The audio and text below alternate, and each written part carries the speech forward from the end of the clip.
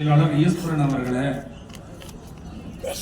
பசுமை தாயத்தினுடைய மாநில துணை செயலாளர் கே மாது அவர்களே, மாவட்ட பொருளாளர் ஆ நாகேஸ்வரி அவர்களே, மாவட்ட துணை செயலாளர் சே பன்னீர்செல்வம் அவர்களே, மாவட்ட துணை செயலாளர் வி கே வெங்கடேஷ் நாயுடு அவர்களே, உழவர் பேர் இயக்கத்தினுடைய மாவட்ட தலைவர் சபரி அவர்களே, மாநில சமூக நீதி பேரவையினுடைய மாவட்ட செயலாளர் ஆனந்த் அவர்களே, மாவட்ட துணை செயலாளர் உழவர் பேர் இயக்கம் கார்த்திக் அவர்களே, மாவட்ட செயலாளர் மேற்கு உழவர் பேர் இயக்கத்தினுடைய மாவட்ட துணை செயலாளர் முருகேசன் அவர்களே, மாவட்ட தலைவர் உழவர் பேர் இயக்கம் ஐயப்பன் அவர்களே, மாவட்ட துணை செயலாளர் உழவர் பேர் இயக்கம் மாது அவர்களே, மாவட்ட துணை தலைவர் உழவர் பேர் இயக்கம் முருகேசன் அவர்களே, சேட்டு அவர்களே, அதே போல இந்த பகுதியினுடைய ஒன்றிய செயலாளர் சக்திவேல் அவர்களே, தனசேகர் அவர்களே, மா மணி அவர்களே, வெங்கடேசன் அவர்களே, தங்கராஜ் அவர்களே, சதீஷ்குமார் அவர்களே மற்றும் இந்த நிகழ்ச்சியில பெருந்திரளாக வருகிறது கலந்து கொண்டிருக்கிற தமிழ்நாடு உழவர் பேர் இயக்கத்தினுடைய நிர்வாகிகளே, பாட்டாளி மக்கள் கட்சியினுடைய மாநில மாவட்ட ஒன்றிய அணி பொறுப்பாளர்களே, மகளிர் அணியை சார்ந்தவர்களே, இங்கே பாதிக்கப்பட்டு நிவாரணம் கேட்டு இங்கே வருகை தந்திருக்கக்கூடிய இந்த விவசாய பெருங்குடி மக்களே, உங்கள் அனைவருக்கும் எனது வணக்கத்தை தெரிவித்துக் கொண்டு, பொதுவாக இந்த சர்க்கரை ஆலை என்பது இந்த பகுதியிலே கரும்பு உற்பத்தி செய்யக்கூடிய விவசாய பெருமக்களுடைய நலன் கருதி நாம் எல்லாம் ஒன்றாக சேர்ந்து உறுப்பினராகி உறுப்பினர் தொகையை கொடுத்து இங்க இந்த சர்க்கரை ஆலை என்கின்ற ஒரு கூட்டுறவு சங்கத்தை அமைத்து அந்த ஆலை ஆரம்பிப்பதற்குண்டான நிலத்தை இங்கே பல விவசாயிகள் எல்லாம் கொடுத்து இந்த ஆலை ஆரம்பிக்கப்பட்டு இதற்கு இந்த இயந்திரத்தினுடைய அதாவது அறுவை இயந்திரத்தினுடைய கெப்பாசிட்டிக்கு ஏற்ப இதை சுற்று வட்டாரத்தில் இருக்கிற கரும்பு விவசாயிகள் எல்லாம் இங்கே கொடுத்து இந்த நிர்வாகம் நடைபெற்றுக் கொண்டிருக்கிறது. இந்த நிர்வாகம் என்பது ஏதோ ஒரு அரசு துறை கிடையாது. உள்ளே பணியாற்றக்கூடிய எஸ்ஓல இருந்து அதுக்கு கீழே வேலை செய்யறவங்க இருந்து யாருக்கும் அரசாங்கத்தினுடைய பணமெல்லாம் சம்பளமா கொடுக்கறது இல்லை. இதுல உள்ள பணியாற்றக்கூடிய அத்தனை பேருக்கும் இங்கே கொடுக்கப்படுகின்ற அரைக்கப்படுகின்ற இந்த கரும்பிலே உற்பத்தியாகிற சர்க்கரையினால் வரக்கூடிய லாபத்திலே தான் இங்க உள்ள இருக்கிற அத்தனை பேருக்கும் சம்பளம் வழங்கப்படுகிறது. அந்த அலுவலகத்துல ஒரு ஏசி, ஒரு பேனோ, சேரோ அல்லது அங்க டேபிள் மேல போட்டிருக்கிற அந்த டேபிள் கிளாத் கூட பாத்தீங்கன்னா யாருடைய சொந்த பணமும் கிடையாது. விவசாயிகளுடைய உழைப்பால் கிடைத்த இந்த லாப பணத்துல தான் நம்ம அங்க வாங்கி போடுறோம். சரி, அந்த விவசாயி கரும்பு விவசாயிகளுடைய உழைப்பால் இங்க வருகின்ற இந்த லாபம் யாருக்கு போய் சேர்க்கிறது? அது முறையாக யாருக்கு வர வேண்டும்? இந்த மில்லை ஆரம்பித்ததனுடைய நோக்கமே இந்த மில் அருகாமையில் இருந்தால் இது அரைத்து இதனுடைய முழு பலன்களும் இந்த கரும்பை உற்பத்தி செய்யக்கூடிய விவசாயிகளுக்கு சேர வேண்டும் என்கின்ற அடிப்படையில் தான் இந்த மில் ஆரம்பிக்கப்பட்டது. ஆனா இன்னைக்கு என்ன நிலைமை? என்னென்ன கோரிக்கை வச்சிருக்கிறோம்? இடையில எந்த விவசாயிகளும் ஒன்றா தர்றதில்ல, ஒன்னா சேரதில்ல, வரதில்ல. ஏதோ அவர்களுக்கு தெரிந்த விவசாய சங்க தலைவர்களை மட்டும் அந்த கரும்பு ஆலை அறுவை தொகுக்கிற நினைப்பு கூப்பிடுவாங்க. கூப்பிட்டு வச்சு எல்லாருக்கும் ஆளுக்கு ஒரு ஸ்வீட் மிக்சர் டீ ஒன்று கொடுத்து அது கூட கொடுக்குறது இல்லையா? ஆமா, அது கூட கொடுக்க மாட்டாங்கன்னா செலவுல எழுதிக்குவாங்க. ஆமா, அதெல்லாம் செலவுல எழுதிக்குவாங்க, கொடுக்க மாட்டாங்க. ஆனா அதுக்கு கூட வந்து அவங்க அழைக்கிறது கிடையாது. இப்ப முதல் கோரிக்கை பாத்தீங்கன்னா, இந்த மில்லில் இருந்து வெளியேறக்கூடிய கழிவு, ரசாயன கழிவு பக்கத்தில் இருக்கிற ஏறக்குறைய 25 குடும்பத்திற்கு மேலாக ஏறக்குறைய 100 ஏக்கர் நிலம் பாதிக்கப்பட்டிருக்கிறது. அதுல நடப்பட்ட தக்காளி, மஞ்சள், கரும்பு எல்லாம் காய்ந்து போயிருக்கிறது. ஒரு மாடு இறந்து போயிருக்கிறது. இப்ப இது இந்த உழவர் பேரத்தின் சார்பா இங்க நியாயம் கேட்கிறது ஒரு பக்கம். விவசாயிகளுடைய ஒரு விவசாயி பாதிக்கிறான்னு சொன்னா அந்த விவசாயிக்காக இந்த உழவர் பேர் இயக்கம் குரல் கொடுப்பது ஒரு பகுதி. இன்னொரு பகுதி, இப்போ கேரளாவிலிருந்து ஒரு கழிவை ஏற்றிட்டு ஒரு லாரியில கொண்டாந்து இங்க நம்ம எல்லையில கொட்டிட்டு போறோம்னா என்ன பண்றோம்? உடனடியா வழக்கு பதிவு பண்ணி அந்த லாரியை சீஸ் பண்ணி யார் கொண்டு வந்தாலும் அவங்கள அரெஸ்ட் பண்ணணும். இங்க நம்ம வழக்கறிஞர் பிரிவு வழக்கறிஞர் இருக்கிறார். இந்த விவசாயிகள், பாதிக்கப்பட்ட விவசாயிகளை பூரா கூட்டிட்டு போய் போலீஸ் ஸ்டேஷன்ல வழக்க பதிவு பண்ணி இப்ப யாரெல்லாம் அந்த கழிவு நீர் வெளியேறதுக்கு யார் காரணமாக்குறாங்களோ மேல இருக்கிற அதிகாரிகள் இருந்து அத்தனை பேர் மேலேயும் வழக்கு பண்ணி இன்னைக்கு கொண்டு போய் ஸ்டேஷன்ல நிறுத்தணும். அது ஒரு புறம். நாம் நம்முடைய விவசாயிகளுடைய பலத்தின் மூலமா போன ஆண்டு கூட ஏறக்குறைய 16,000 கோடி ரூபாய் லாபம் வந்துருக்கு. ஒரு 6,000 கோடி ரூபாய் சம்பளம், செலவு, அது இது எல்லாம் போனா கூட 10,000 கோடி ரூபாய் 10,000 கோடி ரூபாய் 10 கோடி லாபம் இருக்குது. இப்ப பாத்தீங்கன்னா அந்த கரும்பு விவசாயிகள் இந்த ஆண்டு அறுவை துவங்கின உடனே கரும்பு விவசாயிகள் வெட்டி 100க்கும் மேற்பட்ட லாரில கொண்டாடுறாங்க. இது 6 மாசம் அறுவை, 6 மாசம் உள்ள இருக்கிற எல்லா மிஷினையும் சர்வீஸ் பண்ணி தயார்படுத்தி வைக்க வேண்டியது இந்த நிர்வாகத்துடைய பொறுப்பு. மில்லுல அதாவது ஒட்டுமொத்தமா கரும்பு வெட்டி விவசாயி பூரா லோடு எடுத்துட்டு 100கணக்கான லோடு நிற்குது. உள்ள ஃபேன் வேலை செய்யல, மில்லு அறவை நடக்கல. 3 நாள் அந்த கரும்பு பூரா அப்படியே வெயில்ல காஞ்சி வீணா போனது. இது ஒரு புறம். இன்னும் 3,000-4,000 டன் கரும்பு பார்த்தீங்கன்னா விவசாய நிலங்கள்ல வெட்டினாங்க இல்லையா, அந்த வெட்டினது பூரா அப்படியே காஞ்சி போனது. இந்த காஞ்சி போன கரும்புக்கு யார் நஷ்டம் எடுக்க? அதை பற்றி இந்த நிர்வாகம் தப்பு யாருது? அறுவை அரைப்பதற்கு சரியாக அந்த இயந்திரத்தை தயார்படுத்தி வைக்க வேண்டிய பொறுப்பு யாரு? நீ அதை தயார்படுத்தி வச்சுக்கிட்டு தானே மில்ல கரும்பு வெட்ட சொல்லியிருக்கணும். இப்படி ஒரு பக்கம் அந்த கரும்பு விவசாயிகளை மிக கடுமையா பாதிக்கப்படும். அவன் 10-12 மாசம் உழைச்சி கஷ்டப்பட்டு கொண்டு வந்தாங்களே இங்க இந்த மாதிரி ஒரு கொடுமை. அதுக்கு அடுத்தபடியா உள்ள வந்தா உள்ள வேலை செய்யறவங்க எல்லாம் கேண்டீன் சம்பளம் வாங்குறீங்க, நல்ல சம்பளம். எல்லாரும் நீங்க எல்லாம் வீட்டுல இருந்து நல்ல சாப்பாடு வாங்கி சாப்பிடலாம். அவன் வயக்காட்டுல இருந்து வேலை செஞ்சு கரும்பு வெட்டி ஏற்றிக்கிட்டு இங்க உள்ள வரான். சாப்பாட்டுக்கு வழி இல்லை. இத்தனை கோடி ரூபாய் லாபத்தில் இருக்கு. கேண்டீன் உள்ள வச்சு அவனுக்கு சாப்பாடு கொடுக்க வேண்டிய முடியாதா? நீ ஒன்னும் ஃப்ரீயா கொடுக்க வேண்டியதில்லை, குறைஞ்ச விலையில நியாயமான விலையில முடியுமா? முடியாதா? முடியும். ஆனா அந்த விவசாயிகளை பத்தி அவங்க கிடையாது. இந்த விவசாயிகளை ஒரு ஆடு மாடுகளை போல இங்க இருக்கிற நிர்வாகம் அவர்களை பார்க்கிறது. இப்போ உள்ள நிர்வாகத்திற்கு இருக்கக்கூடியவங்க பார்த்தீங்கன்னா ஒரு பக்கம் அரசியல், ஜாதி ரீதியா, அரசியல் ரீதியா. நான் இந்த எஸ்ஓகிட்ட ஏற்கனவே போய் பேசும்போதெல்லாம் எல்லா கோரிக்கையும் நிறைவேற்றுறோம், எல்லாம் பண்றோம், செய்யறோம், ரொம்ப அருமையா பேசுறாங்க, நல்லா பேசுறாங்க. ஆனா ஒன்னும் எதுவும் நடக்கிற மாதிரி எனக்கு தெரியல. இப்போ இங்க உள்ள பாத்தீங்கன்னாக்கா ஒரு சில அதிகாரிகளுடைய ஆதிக்கம் தான் தலைவாங்கி நிற்குது. சுப்பிரமணி அப்படின்னு சொல்லிட்டு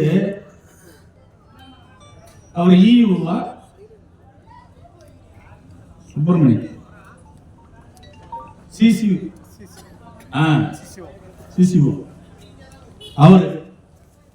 அவருதான் இந்த அம்மாவுக்கு இந்த மாதிரியான ஒரு தவறான வழிகாட்டுதல், தவறான தகவல்லாம் கொடுத்துக்கிட்டு, ஆமா ரிட்டையர்ட் ஆகி போயிட்டு இப்ப மறுபடியும் இங்க வந்து உட்கார்ந்துக்கிட்டு இந்த குறுக்கு வழிகள் என்னென்ன பண்ணலாம், என்ன செய்யலான்றதுக்கெல்லாம் வந்து அந்த அம்மாவுக்கு வந்து ஐடியா கொடுத்துக்கிட்டு இப்ப அவரு தான் இப்ப ஏஇஓவுக்கு, மெக்கானிக்கல் ஏஇஓவுக்கு வந்து எல்லா மில்லுலையுமே வந்து 16,000 17,000 தான் வந்து சம்பளமா. ஆனா அவங்க மறுகணை கொண்டு வந்து மணிகண்டன் ஒருத்தருக்கு வந்து ஏஐக்கு 35,000 ரூபாய் சம்பளம் அந்த மில்லில் போட்டு கொடுக்குறாங்க. விவசாயி, பாதிக்கப்பட்ட விவசாயி இங்க வந்து வெயில்ல காத்துட்டு உட்காந்துக்கலாம், எனக்கு நிவாரணம் கொடு, மாடு செத்து போச்சு, ஆடு செத்து போச்சு. ஆனா உள்ள என்ன நடக்குது? 3 வருஷமா வேலை செஞ்ச இந்த நிலத்துல பாதிக்கப்பட்டவங்க நம்ம யாரு, அணுகாயத்தில் அவங்களுக்கு வேலை கொடுக்க முடியாதுன்னு வெளியேற்றிருக்கிறாங்க. ஆனா வேலையும் செய்யாத இந்த ஆண்டு புதுசா பார்த்தீங்கன்னா அரசியல் ஆளுங்கட்சியினுடைய உத்தரவின் பேர்ல வந்து கலைவாணின்னு ஒரு பொண்ணு புதுசா வேலைக்கு போட்டிருக்கிறாங்க. அன்னைக்கு நான் அந்த அதிகாரிகிட்ட தொடர்பு கொண்டு பேசினா, இவர் அவரை சொல்றாரு, அவர் இவரை கேட்கணுன்றாரு, இவர் அவரை கேட்கணுன்றாரு, யாரும் சரியான பதில் இல்லை. என்ன உடனே ஒரே தைரியம், இங்க யாரும் நம்ம கேட்பதற்கு ஆள் இல்லை. சரி, இவ்வளவு லாபம் வருது, எல்லாம் பண்றீங்களே, இந்த தீபாவளிக்கு விவசாயிகளுக்கு சக்கரை கொடுக்குறீங்க. நான் கேட்கிறேன், அது காசு வாங்கினா கொடுக்கணும். எத்தனை கிலோ கொடுக்குறாங்க? ஒரு டன் சப்ளை பண்ணா அரை கிலோனா 27 கிலோ, டன்னுக்கு அரை கிலோ 27 ரூபாய் ரேட். டன்னுக்கு அரை கிலோ, அதுக்கு 27 ரூபாய். இது வெளியில வாங்கிக்கலாம். நீ எது கொடுக்குறீங்க? அவங்களுக்கு ஸ்வீட் பூரா ஃப்ரீனா, எல்லாம் உள்ள இருக்கிறவங்க அத்தனை பேருக்கும் ஃப்ரீ, விவசாயிகளுக்கு பூரா காசு.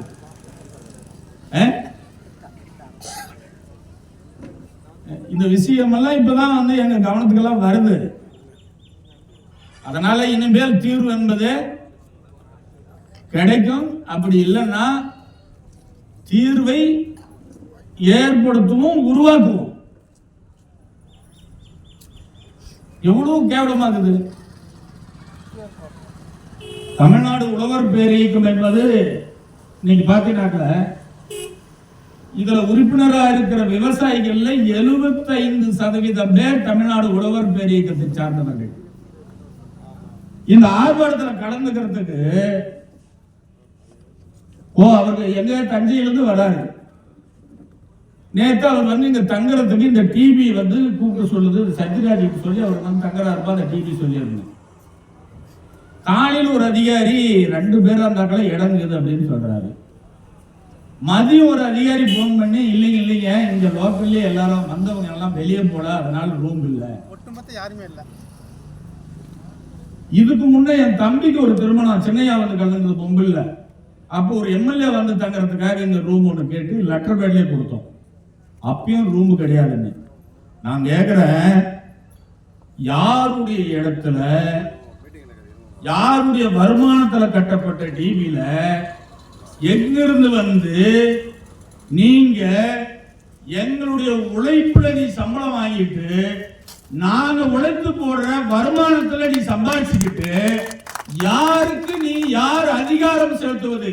உனக்கு யார் இந்த அதிகாரத்தை கொடுத்துவது? நான் இப்ப சொல்ற தெளிவா, நாங்க நினைச்சோம்னா ஒரே ஒரு வண்டி கரும்பு கூட உள்ள நுழையாது. நீ உள்ள போயிட்டீங்கன்னா, கேட்டை மூடிட்டீங்கன்னா நீ வெளியே வர முடியாது. அந்த காவல்துறையெல்லாம் நாங்க ஏற்கனவே பார்த்ததுதான். நாங்க அதை என்னன்னு பார்த்துக்குவோம். ஆமா ஆமா, இது எங்க மண்ணு, நாங்க கொடுத்த பூமி, நாங்க போடுற கரும்புல நீ வரக்கூடிய லாபத்துல சம்பளம் வாங்கினு ஏசி ரூம்ல உட்காந்துக்கிட்டு சொகுசா இருந்துகிட்டு எங்களை வஞ்சிப்பது, எங்களை சுரண்டுவது, எங்களை அவமானப்படுத்துவது, எங்களை கிண்டல் கேலி பண்ணுவதை எப்படி அனுமதிக்க முடியும்?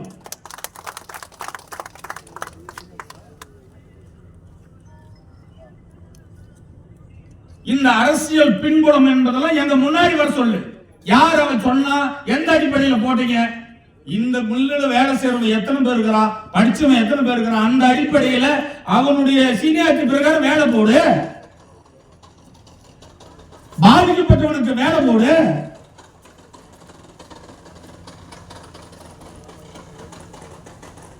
இனிமேல் ஒவ்வொன்றா தோண்டி தோண்டி தோண்டி தோண்டி நாங்க எடுப்போம்.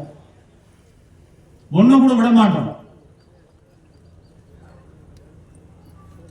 ஏன்னா நீங்க திட்டமிட்டு இந்த விவசாயிகளையும் இந்த மக்களையும், அதுவும் உள்ள இருக்கிற தொழிலாளர்களே பாத்தீங்கன்னா ஒரு குறிப்பிட்ட பேரை கொத்தடிமை மாதிரி வச்சிருக்கிறாங்க.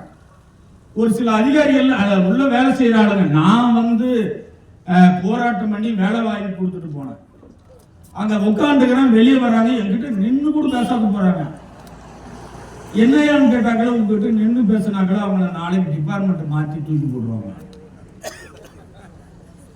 எவ்வளவு பெரிய கொடுமை நடக்குதுங்க பாத்தீங்களா? அதுக்கு என்ன காரணம்? நம்மிடம் ஒற்றுமை கிடையாது. நாம் இவங்க ஏதோ ஆகாயத்திலிருந்து குஞ்சு அதிகாரமெல்லாம் இவங்க கையில் இருக்கிற மாதிரியும், இவங்க ஏதோ செங்கோட்டையில உட்காந்துக்கிற மாதிரியும், இவங்களை சுத்தி ராணுவங்கிற மாதிரியும், ஜனாதிபதி ஏதோ உட்காந்துக்கிற மாதிரி நாம நினைச்சிட்டு இருக்கிறோம். நாம் நம் உழைப்பால் கட்டப்பட்டது.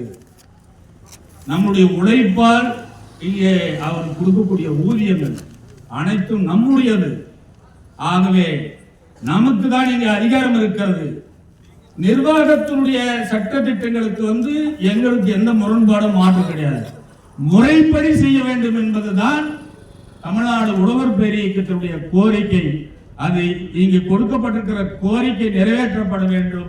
அப்படி இல்லை என்று சொன்னால் அடுத்த கட்ட போராட்டம் என்பது இந்த ஆர்ப்பாட்டம், பேச்சுவார்த்தை அதெல்லாம் கிடையாது. அது அடுத்த கட்ட போராட்டத்தை நாங்கள் உழவர் பேரியக்கம், பாட்டாளி மக்கள் கட்சி, மற்ற எல்லா அணிகளையும் சேர்ந்து திட்டமிட்டு அந்த போராட்டத்தை நாங்கள் அறிவிப்போம் என்பதை இந்த நேரத்தில் தெரிவித்துக் கொண்டு, இங்கே இறுதியாக இந்த ஆர்ப்பாட்டத்தில் கலந்து கொண்டு சிறப்புரையாற்ற வருகை இருந்திருக்கிற தமிழ்நாடு உழவர் பேரியக்கத்தினுடைய மாநில தலைவர் அருமை சகோதரர் கோ ஆலயமணி அவர்களை பேசுமாறு அன்போடு அழைக்கிறேன்.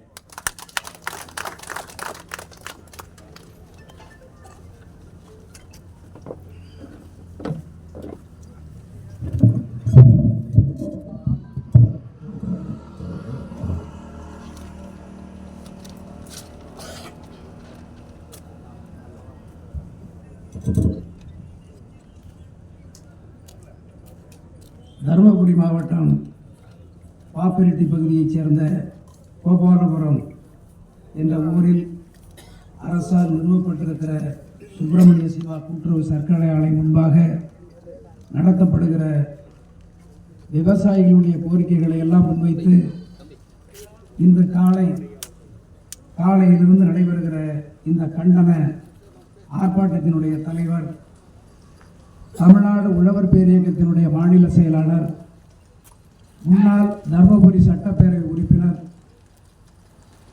திருவண்ணாமலையிலே வஞ்சிக்கப்பட்ட 5 லட்சத்துக்கு மேற்பட்ட உழவர்களை ஒன்று திரட்டி மிகப்பெரிய ஒரு மாநாடை நடத்திய மரியாதைக்குரிய வேலுசாமி அவர்களே, இந்த நிகழ்ச்சிகளை பங்கேற்று நம்மையெல்லாம் வரவேற்ற வந்திருக்கிற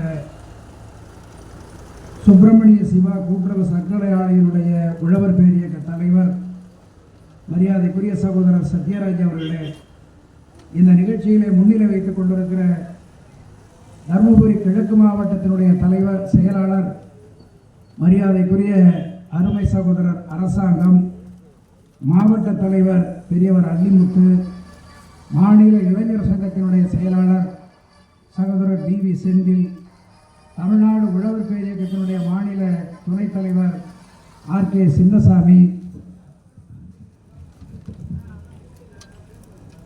மாநில செயற்குழு உறுப்பினர்கள் மரியாதைக்குரிய மை கண்ணன், ராமலிங்கம், பெரியவர் திருவேங்கடம், ஓ.கே. சிவகுமார், மதியழகன்,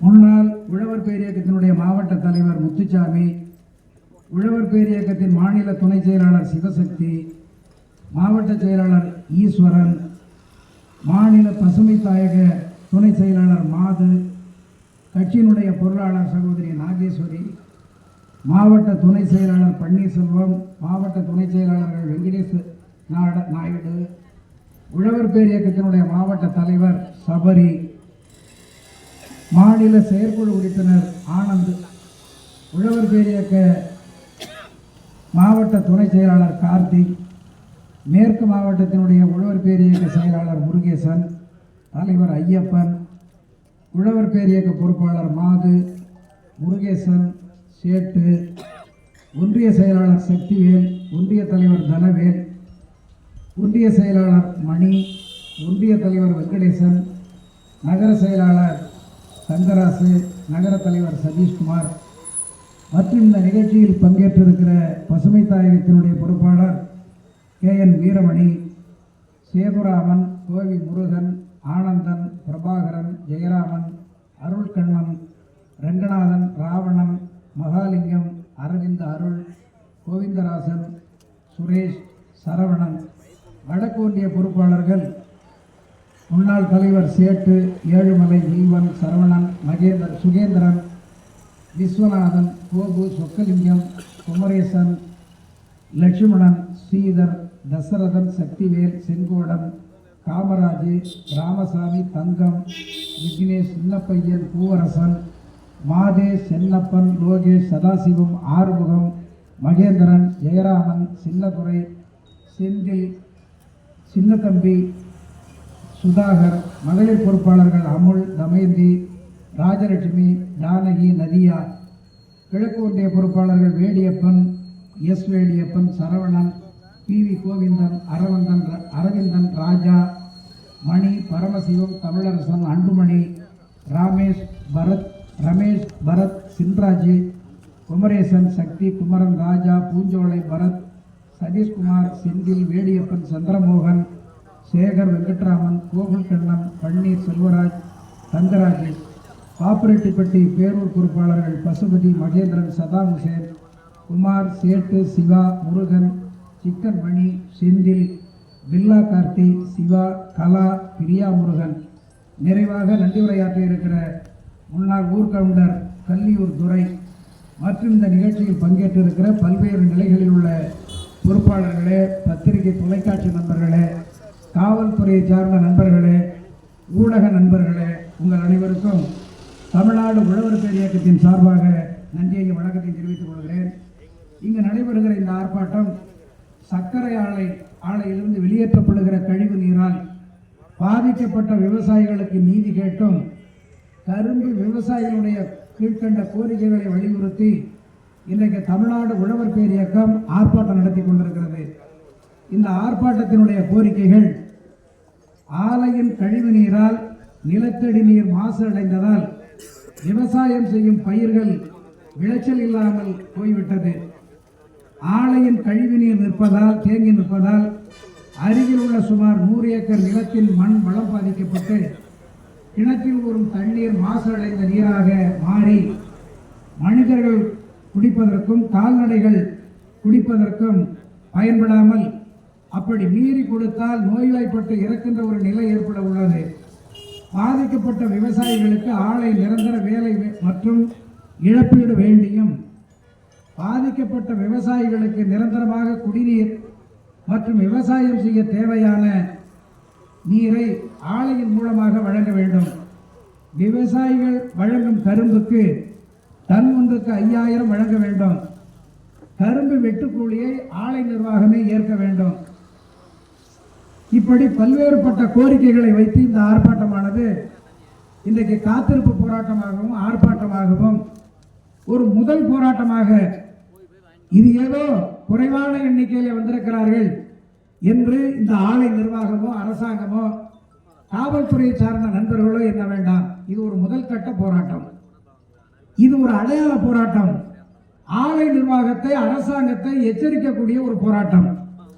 ஆக இந்த நாங்கள் வைத்திருக்கக்கூடிய இந்த கோரிக்கைகளை எல்லாம் இந்த ஆலை நிர்வாகம் செவி கொடுத்து கேட்டு எங்களுக்கு சமாதானப்படுத்தாமல் நாங்கள் எந்த விதமான சமரத்திற்கும் வரமாட்டோம். எங்களுடைய கோரிக்கைகள் வெற்றி பெற வேண்டும்.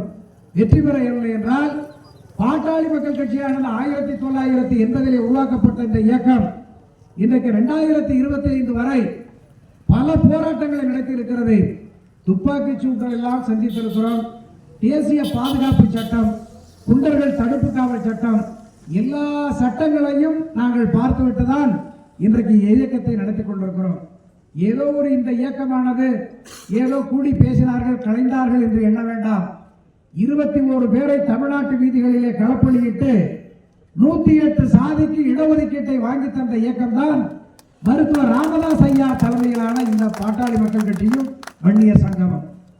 அதே போல எங்களுடைய தலைவர் அண்ணன் அன்புமணி ராமதாஸ் அவர்கள் மத்திய அமைச்சராக இருக்கின்ற வேளையில் அன்றிலிருந்து இன்று வரை இந்த நாட்டு மக்களுக்கு தேவையான சலுகைகளை எல்லாம் பெற்று தந்து கொண்டிருக்கிறார்கள்.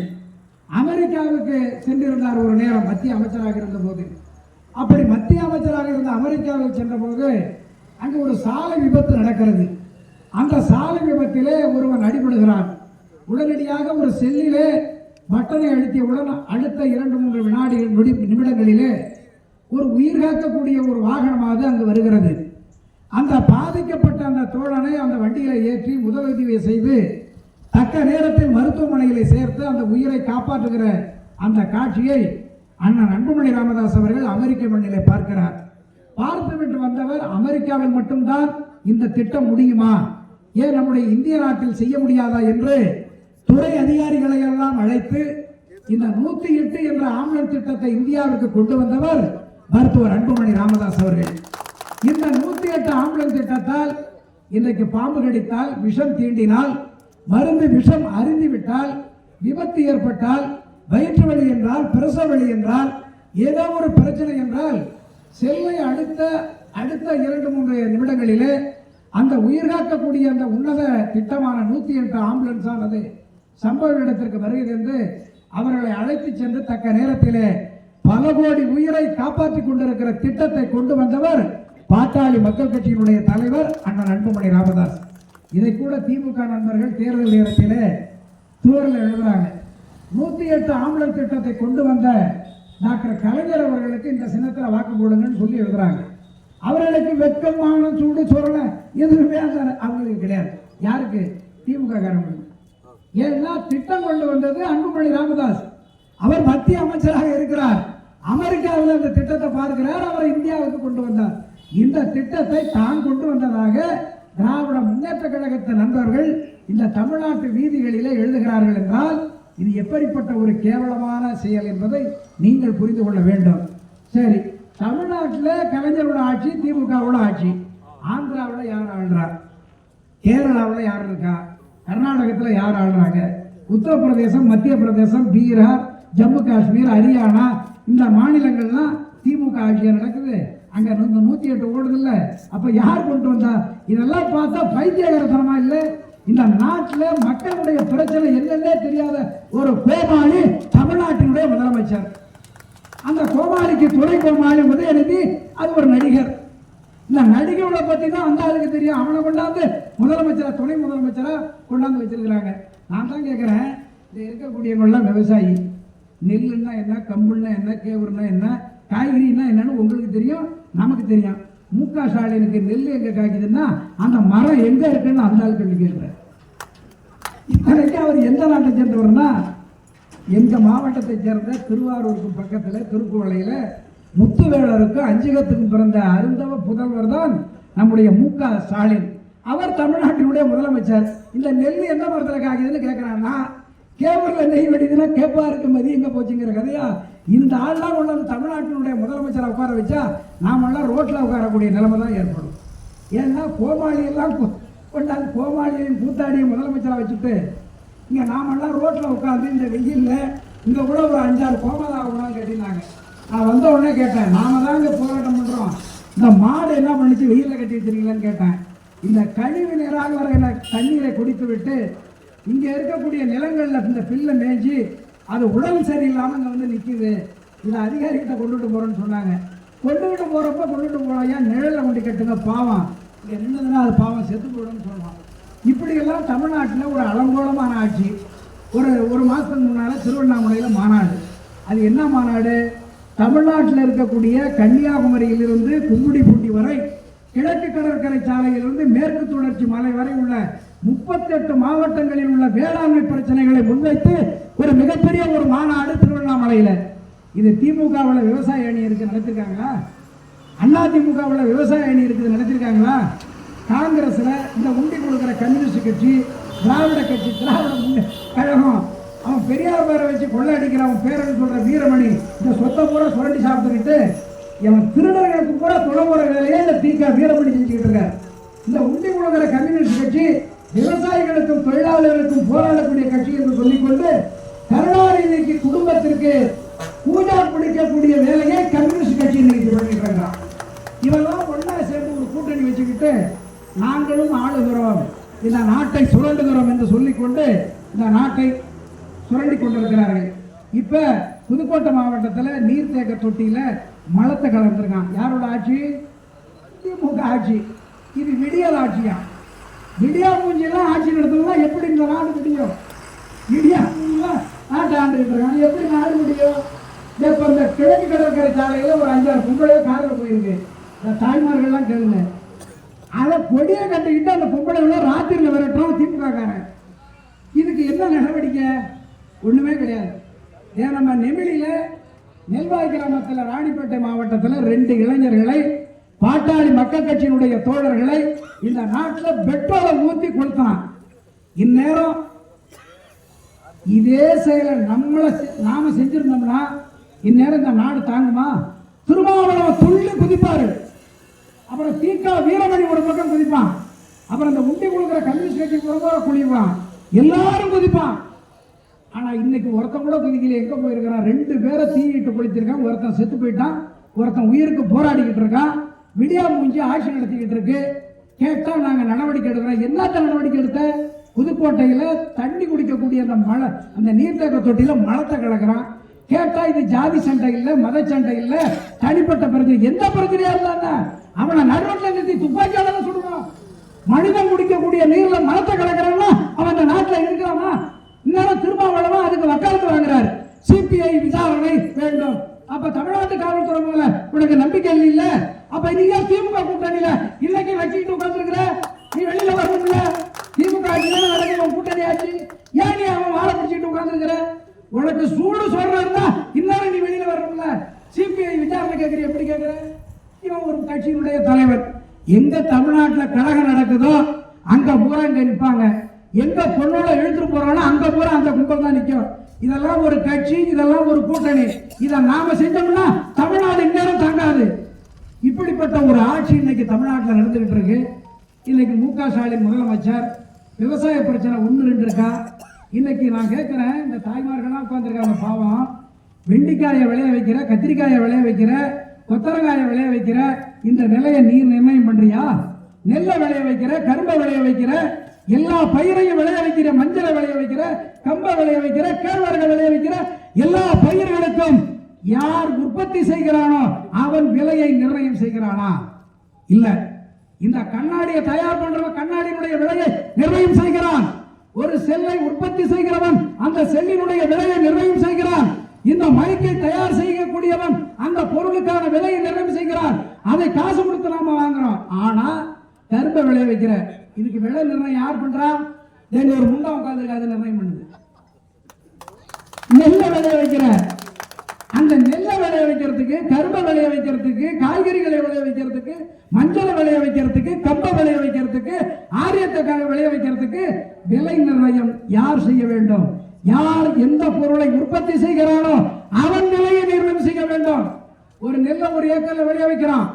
அந்த நெல்லுக்கு விதை வாங்குறதுல இருந்து, அந்த நெல்லை சேர் அடிக்கிறதுல இருந்து, அந்த நிலத்தை பண்படுத்துறதுல இருந்து, அந்த நகரத்துல இருந்து, எரு போடுறதுல இருந்து, அந்த நகரத்துல இருந்து, களை எடுக்கிறதுல இருந்து, பூச்சி மருந்து அடிக்கிறது, அப்புறம் மேவரம் போடுறது, அப்புறம் அறுவடை மிஷின் வச்சு அறக்கிறது, அதை கொண்டுட்டு போய் நேரடி நெல் கொள்முதல் நிலையத்துல டிபிசில போட்டோம்னா அங்க 40 ரூபா நீ லஞ்சம் கொடுத்தாதான் அந்த மூட்டையை நீவிக்கலாம். ஒரு அரசாங்கம் திறந்து வைத்திருக்கக்கூடிய நேரடி நெல் கொள்முதல் நிலையத்தில் ஒரு விவசாயி அந்த நெல்லை விற்க வேண்டும் என்றால் ஒரு மூட்டைக்கு 40 ரூபாய் லஞ்சம் கொடுத்தால் அந்த நெல்லை எடுத்துக் கொள்வார்கள். அதுல ஈரப்பதம் சொல்றான் மாய்சர், அதை காய வைக்கணும், தூத்தணும், இவ்வளவு செஞ்சு நீ வித்தத்துக்கு பிறகு அந்த பணம் ஒரு வாரம் 10 நாள் கழிச்சு உன்னுடைய அக்கௌண்ட்டுக்கு வரும். அந்த கணக்கை நீ எடுத்து போட்டு பாரு.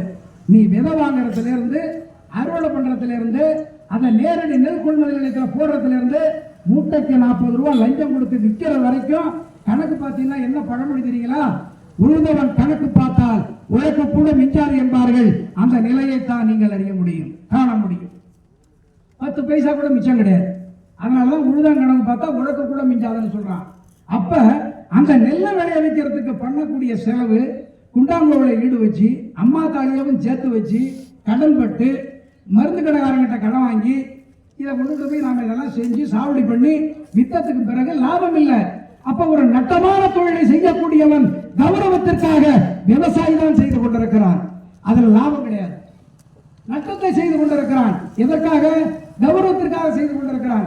ஆக ஒரு பொருளை உற்பத்தி செய்யக்கூடியவன், பயிரிடக்கூடியவன் அந்த பொருளுக்கு விலை நிர்ணயம் செய்ய முடியவில்லை. இந்த கரும்பை விளைய வைக்கிறான். கரும்பை கொண்டு வந்து இந்த ஆலையில போடுறான். இந்த ஆலையில போட்டதன் பிறகு அது மாசக்கணக்கில் நிலுவை தொகையாகி அப்புறம் நமக்கு கொடுக்குறான். அந்த கரும்பினுடைய விலையையும் நிர்ணயம் செய்வது இந்த ஆலை நிர்ணயம் செய்கிறது. அப்ப இதுக்கு இந்த கரும்பை விளைய வைக்கிறதுக்கு எவ்வளவு கஷ்டப்பட்டு இந்த வெயில்ல நின்று, மழையில நின்று, பனியில நின்று, ரா என்றும் பகல் என்றும் பாராமல் தண்ணீர் பாய்ச்சி, இந்த கருப்ப நாட்டுக்கு போகல பாம்பு கடிச்சா ஒண்ணும் இல்லை, பள்ளி கடிச்சா ஒண்ணும் இல்லை, விஷம் தேடனா ஒண்ணும் இல்லை, கஷ்டப்பட்டு அந்த விவசாயி உற்பத்தி செய்யக்கூடிய அந்த கரும்புக்கு விவசாயியானவன் விலை நிர்ணயம் செய்ய முடியவில்லை. ஆனால் இந்த ஆலை நிர்வாகமும் அதிகாரிகளும் தான் விலையை நிர்ணயம் செய்கிறார் என்றால் இந்த விவசாயிகளுடைய நிலை எப்படி இருக்கிறது என்பதை நீங்கள் புரிந்து கொள்ள வேண்டும். இதைத்தான் விவசாய சங்கம் நம்முடைய இயக்கம் கேட்கிறது. உற்பத்தி செய்த பொருளுக்கு விலை நிர்ணயம் செய்கிறான் என்கிற போது பயிரை பயிரிடக்கூடியவன் விலை நிர்ணயம் செய்ய வேண்டும். அந்த நிலை வந்தால்தான் விவசாயிகளுடைய வாழ்வு மலரும் என்பதை இன்றைக்கு தமிழ்நாடு உழவர் பேரியக்கம் சொல்லிக் கொண்டிருக்கிறது. அதே போல இன்றைக்கு ஒரு 6 மாத காலம் நாம எந்த பண்ணும் பண்ண வேண்டாம், எந்த பயிரும் பண்ண வேண்டாம். கீரையை விளைய வைக்க மாட்டோம், காய்கறிகளை விளைய வைக்க மாட்டோம், நெல்லை விளைய வைக்க மாட்டோம், கரும்பை விளைய வைக்க மாட்டோம், பருத்தியை விளைய வைக்க மாட்டோம், எந்த பொருளையும் நாங்கள் உற்பத்தி செய்ய மாட்டோம். 6 மாத காலம் நீ வேலை நிறுத்தம் செய்துவிட்டால் எந்த கொம்பாதி கொம்பனாக இருந்தாலும் கஞ்சி குடிப்பதற்கு வழி இருக்காது. அந்த கஞ்சை குடிக்கிறதுக்கு வெங்காயம் கூட கிடைக்காதுயா, பச்சை மிளகா கிடைக்காது, ஊறுகாய் கிடைக்காது. இதெல்லாம் உற்பத்தி செய்யக்கூடியவன் இந்த விவசாயி தான். ஆக இன்னைக்கு போக்குவரத்து தொழிலாளர்கள் போராட்டம் பண்றாங்க, ஆசிரியர்கள் போராட்டம் பண்றாங்க, இந்த ஆலை தொழிலாளிகள் போராட்டம் பண்றாங்க, எல்லாரும் பண்றாங்க. ஆனா இந்த விவசாயிகள் ஒன்று சேர்ந்து ஒற்றுமையாக இருந்தால் 6 மாத கால போராட்டம் செய்து விட்டால் யாரும் குடிப்பதற்கு கூட கஞ்சி கிடைக்காது. அந்த மாதிரியான ஒரு தொழிலை இன்னைக்கு நம்முடைய விவசாயிகள் செய்து கொண்டிருக்கிறோம். ஆனால் நம்மிடத்தில் ஒற்றுமை கிடையாது. கட்சியால், மதங்களால், ஜாதியால் பிரிக்கப்பட்டிருக்கிற காரணத்தால் தான் விவசாயிகளை இன்றைக்கு ஏளனமாக பார்த்துக் கொண்டிருக்கிறார்கள். இந்த நிலை மாற வேண்டும் என்று பாட்டாளி மக்கள் கட்சியினுடைய தலைவர் சொல்லுகிறார். விவசாயிகள் ஒன்று சேர்ந்து விட்டால் இந்த நாட்டில் எதுவுமே இயங்காது. இன்னைக்கு பருத்தி இல்லைன்னா வேட்டி, சட்டை, புடவை இதெல்லாம் ஏது. ஆக உயிரையும் மானத்தையும் காக்கக்கூடியது யாரு? விவசாயம். அந்த விவசாயத்தை செய்யக்கூடியது யாரு? நாம தான் செய்யறோம். நாம பருத்தியை விளைவிக்கலாம், எவன் வேட்டி சேலை கட்ட முடியும்? மானத்தை காப்பது யார்? நாம தான் காக்கிறோம். பண்டைய காலங்கள்ல மரப்பொந்துல மனுஷன் வாழ்ந்துகிட்டு இருந்தான். அப்ப எதை கட்டிக்கிட்டு இருந்தான் தெரியுங்களா? உடம்பு மறைக்க இலைகளை தைத்து ஆடையாக கட்டி கொண்டான். அந்த நிலை மு.க. ஸ்டாலினுக்கு வந்துடும். இந்த நிலை வந்துடும். ஆகவேதான் இந்த விவசாயிகள் உயிரையும் மானத்தையும் காக்கக்கூடிய தொழிலை இன்றைக்கு செய்து கொண்டிருக்கிறார்கள். விவசாயிகளை ஏளனமாக யாரும் எண்ண வேண்டாம், எண்ணினகை ஆட வேண்டாம். விவசாயிகள் ஒன்று சேர்ந்து போராடினால் இந்த நாடு இயங்காது என்பதை இந்த நேரத்தில் நான் எச்சரிக்க கடமைப்பட்டிருக்கிறேன். விவசாயம் நம்முடைய முதுகெலும்பு தொழில், நம்முடைய உரிமையான தொழில், நம்முடைய குலத்தொழில். இந்த குலத்தொழில் இன்றைக்கு கேவலப்படுத்தப்படுகிறது. ஆகவேதான் விவசாயிகள் ஓரணியில் திரள வேண்டும் என்று நான் கேட்டுக்கொள்கிறேன். இன்னைக்கு கூட தமிழ்நாட்டில் ஆளக்கூடிய இன்னைக்கு கூட ஔவையார் சொன்னாங்க. என்ன சொன்னாங்க? வரப்புயர என்று சொன்னார்கள். வரப்பு உயர்ந்தால் நீர் உயரும், நீர் உயர்ந்தால் நெல் உயரும், நெல் உயர்ந்தால் குடி உயரும், குடி உயர்ந்தால் போன் உயர்வான், அரசன் உயர்வான். ஆக வரப்பு உயர என்று சொன்னார்கள். விவசாயம் இல்லை என்றால் இந்த அரசாங்கம் இல்லை என்று அன்றைக்கே ஔவையார் சொல்லி இருக்கிறார்கள். அதனால்தான் வள்ளுவ பெருமான் கூட சொல்லுகிறார், தன்னுடைய அத்தியாயத்தில் 10 திருக்குறளை விவசாயத்தை பற்றி சொல்லி இருக்கிறார். உழுதுண்டு வாழ்வாரே வாழ்வார், மற்றெல்லாம் தொழுதுண்டு பெண் செல்பவர் என்று சொல்லி இருக்கிறார்.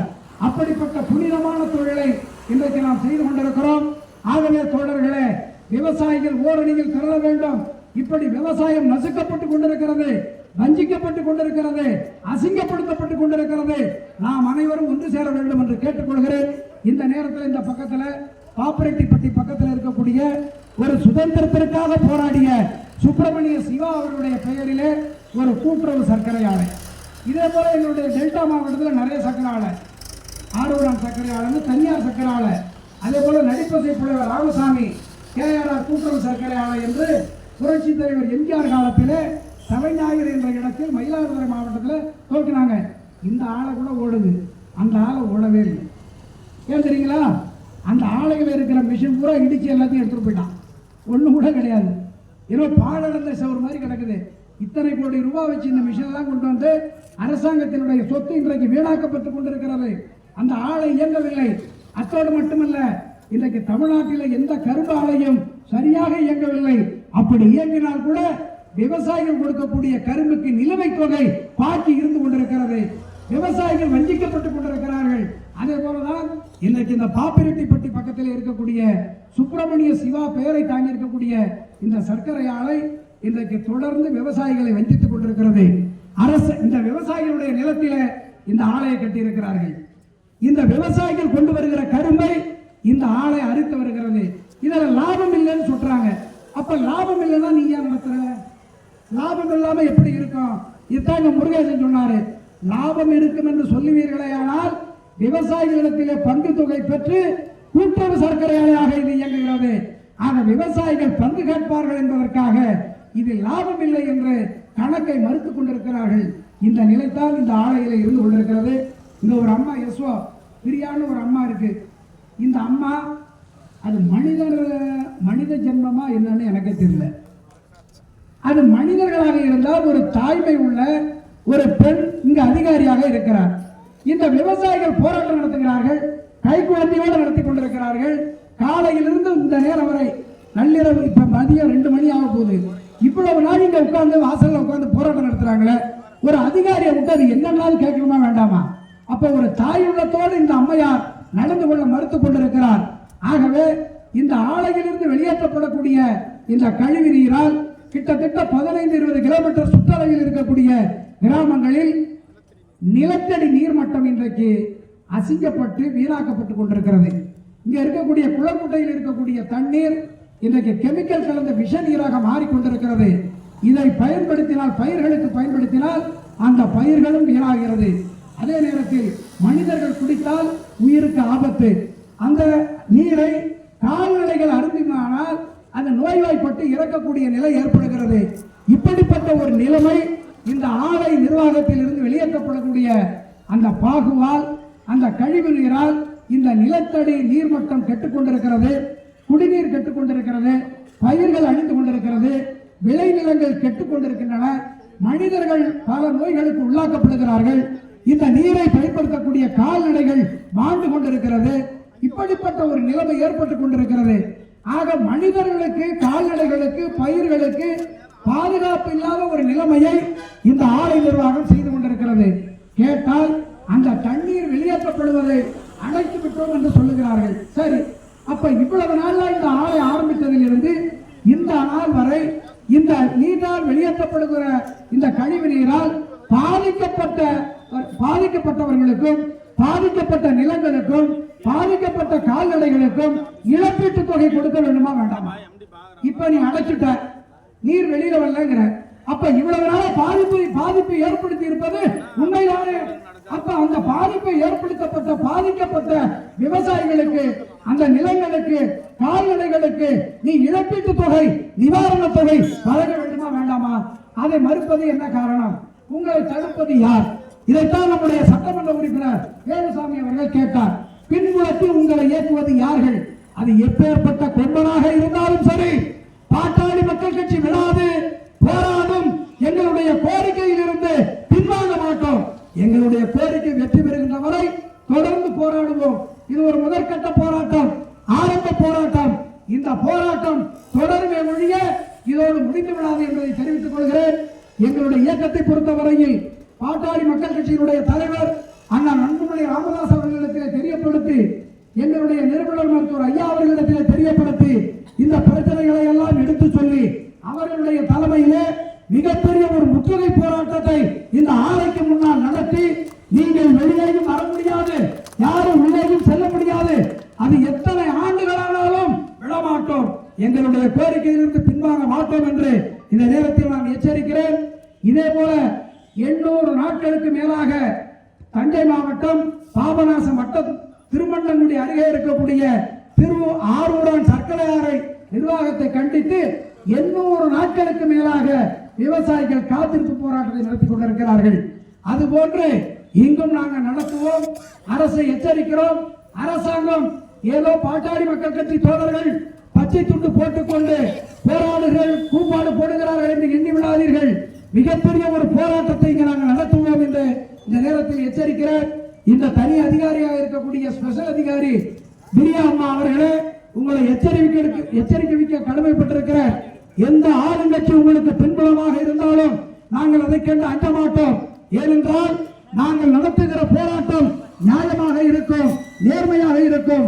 நாங்கள் யாதற்கும் அஞ்ச மாட்டோம். காவல்துறைக்கும் அஞ்ச மாட்டோம், ராணுவத்திற்கும் அஞ்ச மாட்டோம். எப்படிப்பட்ட அடக்குமுறை நீங்கள் எங்கள் மீது ஏவிவிட்டாலும் நாங்கள் அதற்கெல்லாம் எதிர்கொள்ள தயாராக இருக்கிறோம் என்று இந்த நேரத்தில் உங்களுக்கு எச்சரிக்கை விடுக்க கடமைப்பட்டிருக்கிறேன். எங்களுடைய தலைமையிட தெளிவுபடுத்தி எங்களுடைய கோரிக்கைகள் வெற்றி பெறும் வரை பின்னர் தேதியில மிகப்பெரிய ஒரு முற்றுகை போராட்டத்தை நடத்தி ஆலை நிர்வாகத்தை ஸ்தம்பிக்க செய்வோம் என்று இந்த நேரத்தில் எச்சரிக்கை விட்டு, எங்களுடைய கோரிக்கைகள் வெற்றி பெற வேண்டும். எங்களுடைய நியாயமான கோரிக்கைகளை இந்த நிர்வாகம் உடனடியாக செயல்படுத்தி கேட்டு நிறைவேற்றி தர வேண்டும் என்று கேட்டுக்கொள்கிறேன். அதே நேரத்தில் இந்த நாட்டினுடைய முதலமைச்சராக இருக்கக்கூடிய ஸ்டாலின் அவர்கள் உடனடியாக இந்த பிரச்சனைகளை தலையிட்டு, இந்த மாவட்ட ஆட்சியர் அவர்கள் தலையிட்டு விவசாயிகளுடைய கோரிக்கைகளை நிறைவேற்றி தர வேண்டும் என்று அரசை கேட்டுக்கொண்டு, தமிழ்நாடு உழவர் பேரியக்கம் பல போராட்டங்களை நடத்தி இருக்கிறது. அது எந்த பிரச்சனையாக இருந்தாலும், தமிழ்நாட்டில் இருக்கக்கூடிய வேளாண்மை பிரச்சனைகள் எதுவாக இருந்தாலும் முன்னின்று நடத்துவோம். இப்போது கூட நெய்வேலியிலே 3வது சுரங்கம் அமைக்க முற்பட்ட போது அண்ணன் அன்புமணி ராமதாஸ் அவர்கள் 1000க்கும் மேற்பட்ட விவசாயிகளை திரட்டி மிகப்பெரிய ஒரு முற்றுகை போராட்டத்தை NLC நிர்வாகத்திற்கு முன்னால் நடத்தி மிகப்பெரிய ஒரு தடியரை கூட நாங்கள் ஆட்கொண்டோம். அப்படிப்பட்ட ஒரு போராட்டத்தை நடத்தினோம். மதுரையிலே ஜங்ஷன் சுரங்கம் தோண்டுகின்ற திட்டத்தை போராடி முதலாக அந்த பகுதிக்கு சென்று போராட்டம் நடத்தி எதிர்கொண்டவர் அண்ணன் அன்புமணி ராமதாஸ் என்பதை நீங்கள் புரிந்து கொள்ள வேண்டும். இது போன்ற பல பிரச்சனைகளை டெல்டா மாவட்டங்களிலே ONGC, ஈத்தேன், மீத்தேன், இப்படி பல போராட்டங்கள் அந்த நிலத்தடி நீர்மட்டத்தை கெடுக்கக்கூடிய அளவிலே மத்திய அரசு மாநில அரசு கொண்டு வந்த திட்டங்களை எல்லாம் எதிர்கொண்டு போராடி அதை தடுத்து நிறுத்திய இயக்கம் தமிழ்நாடு உழவர் பேரியக்கம். அதே போல காவிரி டெல்டா மாவட்டத்தை பாதுகாக்கப்பட்ட வேளாண் மண்டலமாக இந்த அரசு அறிவிக்க வேண்டும் என்று போராடி அதை பெற்றுத்தந்த இயக்கம் இந்த தமிழ்நாடு உழவர் பேரியக்கம் என்பதை இந்த நேரத்தில் நான் சொல்லிக்கொள்ள கடமைப்பட்டிருக்கிறேன். அதே போல இந்த பாப்பிரெட்டிப்பட்டியில் இருக்கக்கூடிய சுப்பிரமணிய சிவா கூட்டுறவு சர்க்கரை ஆலையில் இருக்கக்கூடிய குளறுபடிகளை உடனடியாக நீக்கி இந்த விவசாயிகளையும் விவசாய மண்ணையும் கால்நடைகளையும் காப்பாற்ற வேண்டும் என்று கேட்டு எச்சரித்து விடைபெறுகிறேன். நன்றி, வணக்கம்.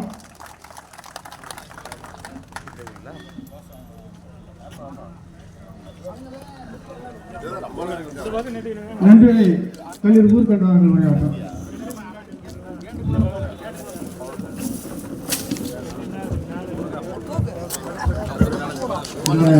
மாபெரும்